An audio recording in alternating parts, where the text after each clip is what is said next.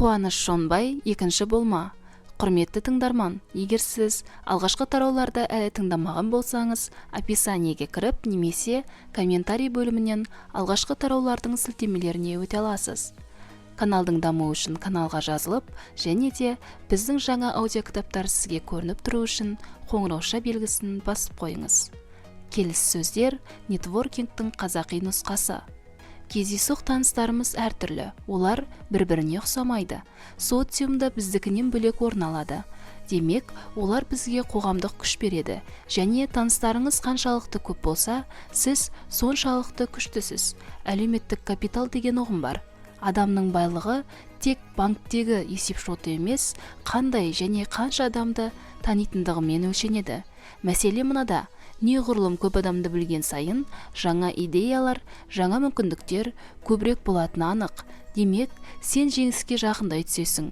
Кейт Ферраци «Никогда не ешьте в одиночку» и другие правила нетворкинга деген бестселлерінде мынаны айтады. Қарапайым отбасынан шығып, бала кезімде гольф алаңында доптасып жүргенімде түсінгенім, кедейлік деген ақшаның жоқтығы емес, кедейлік деген белгілі бір топтардан, сіздің потенциалыңызды іске асыруға көмектесетін адамдардан шеттеліп қалу дейді. Ол ақыл, талант деген ұғымдардың ешқайсысы жақсы коммуникациялық қабілеттерсіз адам жеңісіне септесе алмайды дегенді айтады. Мысалы, Дарси Резак «Связи решают все. Правила позитивного нетворкинга» деген кітабында керек адамдармен қарым-қатынас орнатуды шмузинг деп атайды. Жаңа орынға бір адам керек еді дегенде, басшы үміткерді іздей бастайды. Содан кейін қарамағындағыларға айтады. Олар да алдымен өздері білетін адамды іздейді. Егер сен өз салаңдағы үздік маман болсаң, міндетті түрде сені еске алады. Сенімен жұмыс істегісі келеді. Бірақ, егер сен өз жұмысын тыңғылықты істейтін, мүмкін шынында да үздік маман шығарсың. Бірақ, ешкіммен араласпайтын, ылғи көлеңкеде жүретін адам болсаң, жолының болып кетуі неғайбыл. Ылғида жаңа адамдарды, жаңа энергияны топтастыра біл, және ол дұрыс адамдар болу керек. Адам нені тұтынса, соған айналады. Адам кіммен араласса, соған ұқсап кетеді. Ылғида шағымданатын, біреулерді қарғап сілейтін, жоқ, жаман дегеннен басқаны айтпайтын адамдармен аралассаң, өзің де сондайға айналасың. Бар, жетеді десең, болады да жетеді де. Ол үшін бәрі бар, бәріне жеткізетін, табысты, оптимист адамдармен дос бол. Жаңа мекемеге, егер онда атмосфера дұрыс болмаса, жұмысқа тұрмай-ақ қойған абзал. Сенің ортаны өзгертемін дегенің неғайбыл.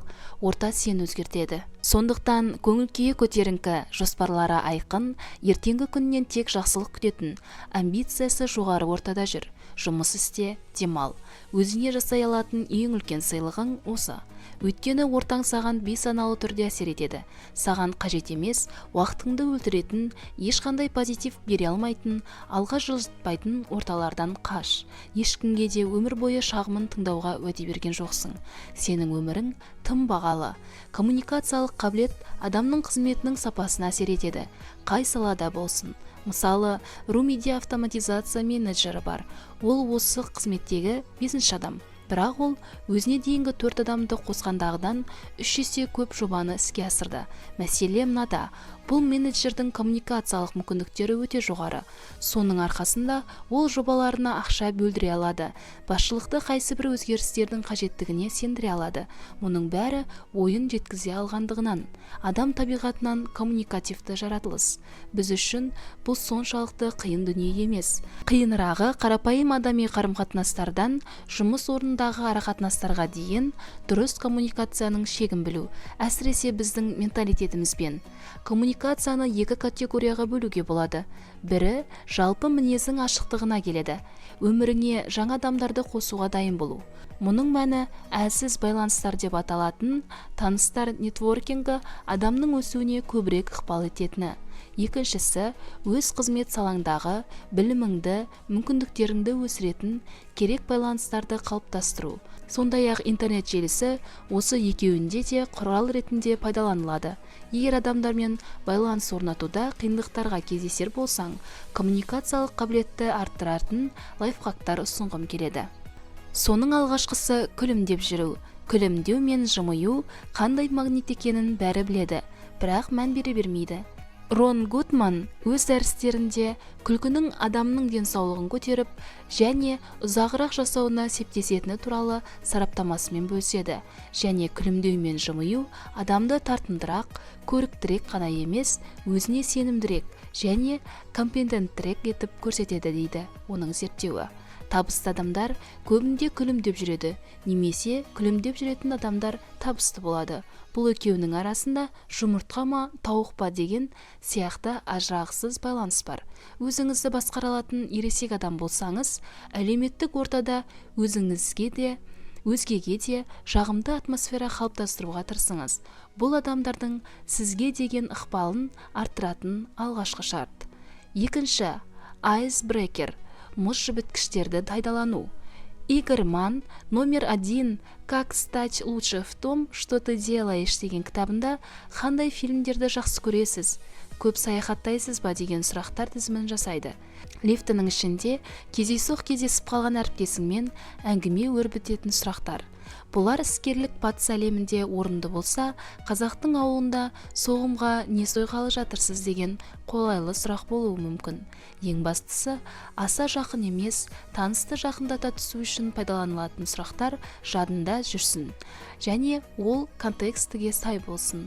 Шаруа туралы, өзіңе қызық нәрсе ғана емес, пікірлесіңе қызық тақырыптарда әңгіме өрбіту. Дамыған елдерде адамдар хоббилерін, қызығушылықтарын көбірек әңгімелейді. Бұл бейтаныстарды таныс қана емес, туыс қылып жіберетін тақырып. Өйткені өзгенің көзі жанып тұрып әңгімелейтін тақырыбы сені қызықтырса, сен де онымен әңгімелесуге құштар боласың. Тыңдай білу маңызды. Адам сөйлегенде бөлмей, өз пікіріңді тықпаламай, сынамай, қарсы болмай, адамның ойын ақырына дейін тыңдай білу деген өте маңызды қасиет. Жөн жосықсыз сынамау. Дейл Карнеги «Как приобретать друзей и оказывать влияние на людей» деген бестселлерінде өте жақсы ой айтады. Өзгені сынау, кемшілігін көрсетудің түбінде көп жағдайда өзін көтермелеу, өз бағасын арттыруға талпыныс жатады. Ал бұл қарым-қатынастағы ең қауіпті нүкте. Өзіне сенімді адам өзгелердің кемшілігі арқылы өз бағасын көтермейді. Оларға кешіріммен қарайды, байқамауға тырысады. Керісінше, пікірлесінің мерейін асырып, жамандығын жасырып, жақсылығын асыруға тырысады. Сонда ғана өзгенің құрметі мен сүйіспеншілігіне бөленуге болады. Кавасаки уақыт өте келе жай ғана үнсіз қалуды үйрендім. Солай ғана ситуациядан жеңімпаз болып шығасың дейді. Сэндвич техникасын қолдану. Кейде ситуация шынында да сын айтуды талап ететін шығар. Мұндай жағдайда сэндвич техникасын пайдалануға болады. Алдымен жақсылап тұрып мақтайсың, сосын сыныңды айтасың, қайтадан мақтайсың. Бұл еврей халқының балаларын тәрбиелегенде пайдаланатын әдісі. Олар ешқашан сынды баланың ішкі бағасын түсіретіндей етіп айтпайды. Сондықтан комплекссіз болып өседі. Әрбір ересек адамның ішінде де әрбір бала өмір сүреді. Сондықтан аса қажет болса, сынай отырып мақтауды, мақтап отырып мақтамен бауыздауды үйрен. Адамға естігісі келген нәрсені айтуға машықтан. Комплиментті кім жақсы көрмейді? Мақтауды бәріміз ұнатамыз, бірақ оны тостқа қалдыр. Комплименттің мақтаудан айырмашылығы болмашы ғана нәрсеге айтылады, бірақ тыңдаушының мерейін өсіріп, көңілін көтереді. Келесіде аса жақын араласпайтын танысыңды көрген кезде ауыз жыбырлатып өте салмай, оның өмірінде не болып жатқанын білуге тырыс. Жеңістері болса құттықтауды ұмытпа. Жақсы қасиетін көрсең, онысын айт. Бірде табысты бір адамнан «Сіз осы адамның бәрін қалайша мақтай бересіз?» деп сұраса, ол «Неге мақтамасқа? Менің ештеңем кетпейді». Ал оның көңілі өсіп қалады деген екен. Әлсіз байланыстардың ықпалы. Тұлға аралық қарым-қатынастарды сипатына қарай, мысалы жиілігі мен ұзақтығына қарай, мықты және әлсіз байланыстар деп бөледі. Өте әлсіз байланыстар да бар. Ол бас изесіп өте беретін адамдардың байланысы. Мықты байланыстар отбасың, ең жақын достарың делік. Әлсіз байланыстар университетте бірге оқыған, оқу олимпиадасына бірге қатысқан, дебат клубына бірге барған, немесе досыңның туған күнінде танысқан адамдар. Америкалық социолог Марк Грановерт «Сила слабых связей» деген мақаласында осы әлсіз байланыстарға кеңінен тоқталады. Жүргізген зерттеуінің негізінде адамның карьерасына оның мықты байланыстарынан гөрі әлсіз байланыстары көбірек ықпал ететінін айтады. Еңбек жолында адамның өрлеуі осы байланыстар арқылы жүреді. Демек, сенің бұрынғы әріптесің, танысың жеңісіңе отбасыңнан гөрі көбірек септеседі. Себебі ең жақын адамдарда бар ақпарат сенде де болатыны сөзсіз. Олар тура сен жүрген орталарда жүреді, сенімен бірге жұмыс істейді, тура сол тойларға, жиындар мен отырыстарға барады. Олар саған беймәлім не нәрсе білуі мүмкін.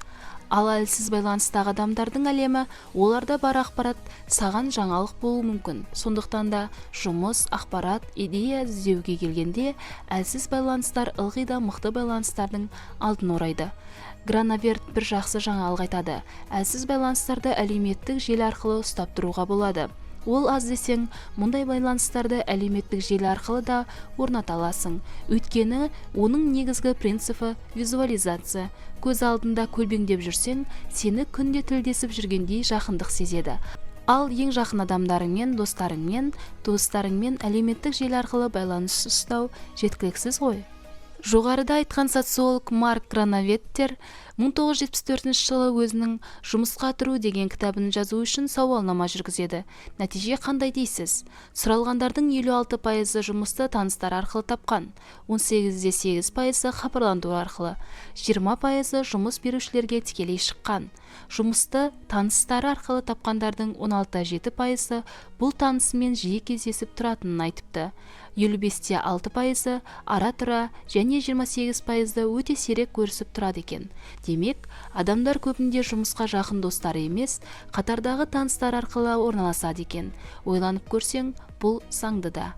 Стамбулда Starbucks'тың директоры маған шоколад бизнесін бастайтын кезде көп көмектесті.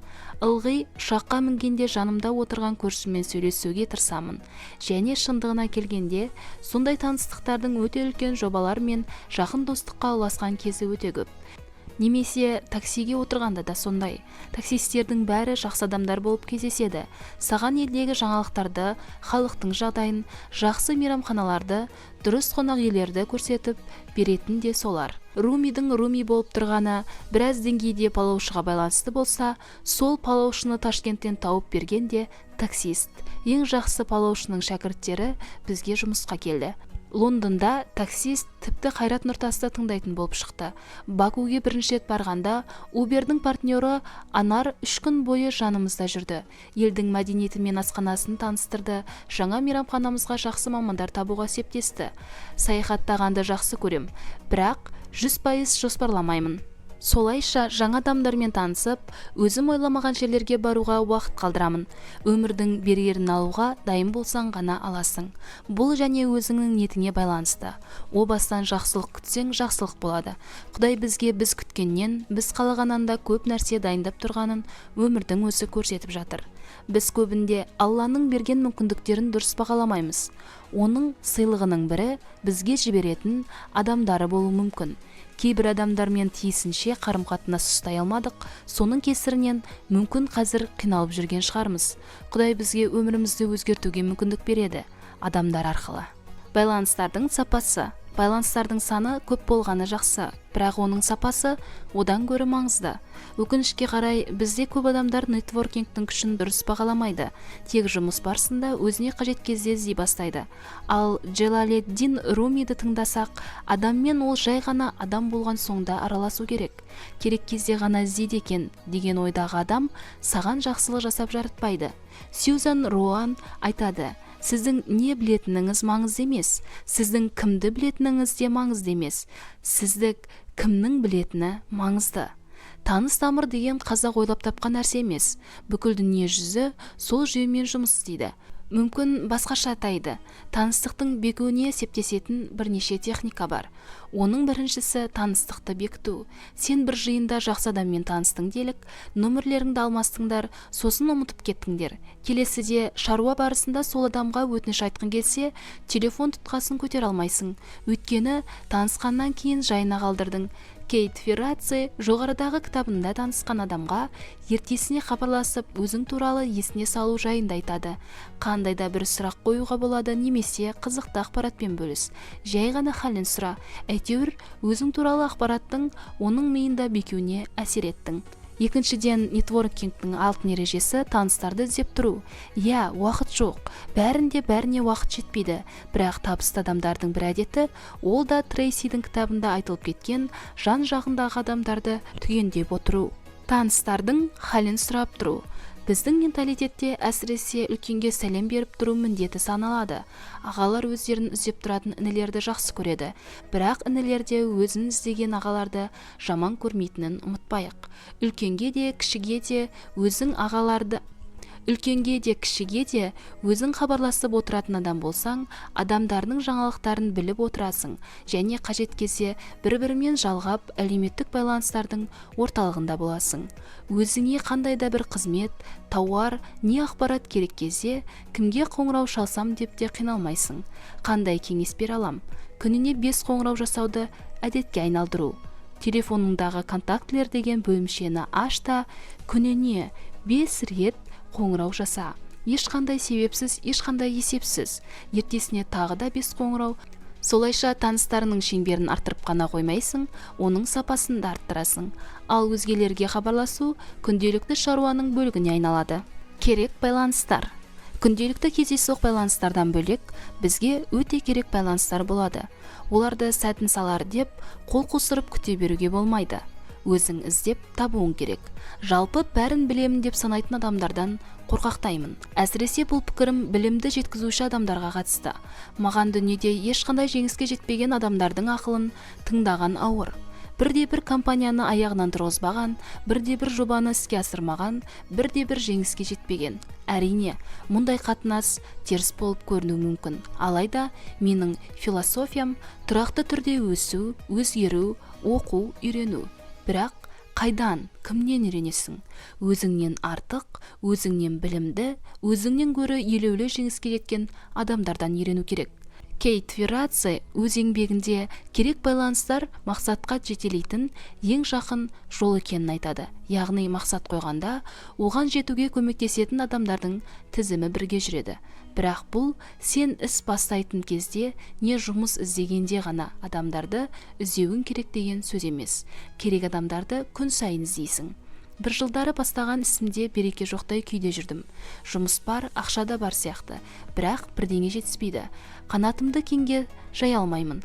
Бір күні ұйықтап жатсам, әкем оятады. Тұршы Қуаныш, теледидарға қарашы, Бауыржан Оспанов сөйлеп жатыр дейді. Бұл Жерсу корпорациясының президенті, белгілі кәсіпкер Бауыржан Оспановтың теледидардан түспей медиатұлға болып тұрған кезі. Жастарға көмектесем, талантты жастармен жұмыс істегім келеді деп сұхбат беріп жатыр екен. Әкемнің көмектескісі келгені ғой. Егер сол сәтте Оспановқа шығатын мүмкіндігім болса, міндетті түрде оның алдына барар едім. Сен емес, сіз. Сөзбен тірліктің ұзақтығы. Пікірлесің, сенге көшуді өзі ұсынбайынша сіз дей тұру орынды болады. Бейтаныс не субординация ұстауды жөн санайтын адамнан естіген сен құлаққа түрпідей тиеді. Көргенсіз деген сөздің мағынасы тәрбие көрмеген дегенге келеді. Сондықтан көргенсіз болып көрінуден сақтан. Ешқашанда адам сыйластық танытқандығынан кем болып қалмайды. Тек осы сыйластық арқылы сіз бен біз деп басқа адамның көңіліне жол таба аласыз. Бұның нәтижесінде адамды тұтынушыны болсын, өзіңе қаратып аласың. Қол астымда жұмыс істейтін 600 адамның барлығында да сіз деп сөйлеймін. Үлкені болсын, кішісі болсын, бұл этикет. Себебі қызметкерлерімді сыйлаймын. Соншама кітап жазып, бір кішкентай сізге тоқталғаның не деп ойлауың мүмкін. Бірақ тағы да қайталаймын. Өмірімізде осындай қарапайым және кішігірім детальдар шын мәнісінде үлкен рөл атқарады. Бірде маған бір адам сен дей берді. Шыдамай кетіп, сіз деп сөйлегеніңіз жөн болар десем, ағылшын тілінде сен мен сіздің айырмашылығы жоқ дейді. Айналайын-ау, біз Қазақстанда тұрамыз, қазақша сөйлесеміз ғой. Ал мұнда сіз бен сен екі бөлек дүниелер. Тайм менеджменттің қазақша нұсқасы және энергияны басқару. Уақыт ақша деген сөзді бәріміз естігенбіз. Басқаша айтқанда, әр секундың ақша эквивалентінде санауға болатын бағасы бар. Сондықтан адамдар осы уақытты эффективті басқаруға тырыса бастады. Уақытты басқару, былайша айтқанда, тайм менеджмент деген қазіргі заманғы ең трендті тақырыптардың бірі. Бірақ парадоксты қара, уақыт ешкімге де бағынбайды. Уақыт бізге келгенге дейін болған, біз кеткеннен кейін де болады. Уақыт біздің алақанымызда емес, біз уақыттың алақанында өмір сүреміз. Мысалы, машинаны басқара аласың, тоқтату үшін тежегішті басасың. Ол тоқтайды, газды бассаң жүреді. Уақыт олай емес. Сондықтан тайм менеджмент, уақытты басқару деген ұғым түбегейлі қате. Колледжде оқыған кезімде мықты ұстазым болды. Оның пікірін бағалайтындар көп еді. Сондықтан кеңес сұрап көп адам келетін. Оның ішінде эффективті тайм менеджментке қатысты. Неге екенін, тайм менеджмент десе бәрімізге алдымен ұйқыны қысқарту керек деген ой келетін. Бірақ оның бізді таңғалдыратыны әлі есінде. Сонда айтқаны, аз ұйықтауға тырысып керегі жоқ. Ояу жүрген кезіңде өнімді болуға тырысу керек дейді.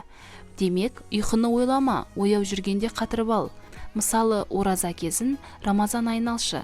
Түстің кезінде 1-3 сағатқа байып кетесің. Сонымен бәріне үлгеріп, нәтижелі болудың құпиясы неде? Өзімізді басқару туралы айтқанда, біз өзіміздің энергиямызды меңзесек керек. Белгілі бір уақыт көлемінде бір істі орындауға жұмсайтын энергиямыз. Басқаша айтқанда, ақша деген уақыт емес, ақша деген энергия. Сенде энергия бар, менде де бар. Бәрімізде өлшеулі энергия бар. Ұйықтасаң да, қыдырсаң да, бұлттарға қарап отырсаң да жаратасың. Жеңіске жұмсасаң да жаратасың. Энергия деген адамның бойындағы толқын. Ол толқынды қалай бұрамыз, солай болады. Қаншалықты дұрыс пайдалансақ, соншалықты нәтижелі боламыз. Энергияң таусылып келе жатқанда, оны байқап, уақытыңды қалпына келтіріп алу керек. Және оны ұқыпты жұмсауға тырысу, негатив, қауіп пен үрейге, тағы басқаларға шаршатпау жағын ойластырған жөн. Оны таңдап жұмсау керек. Бұл жолда өзім түйген бірнеше ереже бар. Жоқ дей білу.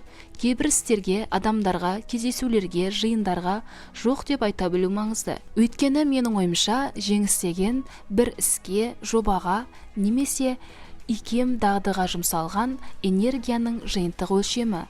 Шындығында біз энергиямызды дұрыс жұмсаудағы ептілігімізді ақшаға айналдырамыз. Приоритет қоя білу. Брайан Трейси «Оставьте брезгливость, съешьте лягушку» деген кітабында эффективті жұмыс істеудің заңдылығын бүге-шүгесіне дейін баяндады. Кітаптың сығындысы мынау: ұсақ түйекке алданба. Ең қиыны, ең қорқыныштысы болса да, ең маңызды істі бірінші бітір. Ол ең күрделі, ұнамсыз болуы мүмкін, бірақ егер оған бірінші кіріспесең, ешқашан кіріспейсің. Құрбақаны желкесінен алмасаң, күнделікті күйбеңге алданып өмірің өтіп кетуі де ықтимал. Біздің алдымызда өте көп мақсаттар бар, істейтін жұмысымыз да көп, бірақ приоритет деген болу керек. Қайсысы сенің болашағыңа, арғы түпкі мақсатқа неғұрлым жақындатады? Содан баста, ұсақ түйекке алтын уақытты қор қылма. Маңызды vs жедел. Стивен Кови өз әрекеттеріңізді приоритеттерге сай ұйымдастырыңыз дейді. Жедел істеуге тиіс, күттірмейтін істер болады және маңызды істер болады. Мәселен, бүгін сағат 1-де түскі ас ішуің керек. Бұл жедел іс. Басқару стильдері бойынша бір конференция күтіп тұр. Конференцияда сөйлейтін пәленше деген адамды басқа жерде кездестіруің неғайбыл. Ал саған сол адаммен қалайда байланыс орнатуың керек. Қайсысы маңыздырақ? Осы сәттегі назарыңды талап ететін нәрсенің бәрі соншалықты маңызды болмауы мүмкін. Ковидің тілімен айтқанда, табан асты нәтижеге әкелуі шарт емес. Жедел мен маңыз қатар тұрғанда, екіншісін таңда. Бірақ дегеніне жеткізетін шаруалар көбірек энергияны талап етеді. Оларды қолға алу үшін бастамашыл, проактив болуы керек. Таспаханы сауытынан шығару керек. Маңызды істер кейде жедел болмауы мүмкін, бірақ бұл олардың маңыздылығын жоймайды. Мысалы, өмірлік миссияны анықтау, ұзақ мерзімді жоспар құру, адамдармен қарым-қатынасымызды түзеу. Бұл жедел болып көрінбегендіктен, көп адамдар олар туралы ұмытып кетеді. Соның зардабын тартады. Мысалы, өмірлік миссияны анықтау, ұзақ мерзімді жоспар құру, адамдармен қарым-қатынасымызды түзеу, бұлардың барлығы жедел болып көрінбегендіктен, көп адамдар олар туралы ұмытып кетеді және де соның зардабын тартады. Құрбандыққа дайын болу. Әрине, баланс ұстағанға не жетсін. Жеке өмірің мен карьераңды, той-думан мен интеллектуалдық жетілуіңді, тағы басқа сол сияқты қатар алып жүруге тырысу керек. Өйткені бәрі маңызды. Құрбыларыңмен кофе ішу, достарыңмен көңіл көтеру ол да маңызды. Өйткені адам бақытының 85%-ы оның өзгелермен қарым-қатынасының сапасына байланысты. Достық та адам үшін маңызды. Достықты сақтап тұру үшін де күш керек, уақыт керек, жауапкершілік керек. Бірақ маңызды нәрсе мен ең маңызды нәрсенің арасында да айырмашылық бар. Егер сенің өмірлік миссияңа жетелейтін жол мен достарыңмен кездесу тұрса, біріншісін таңдаған орынды. Приоритет болу керек.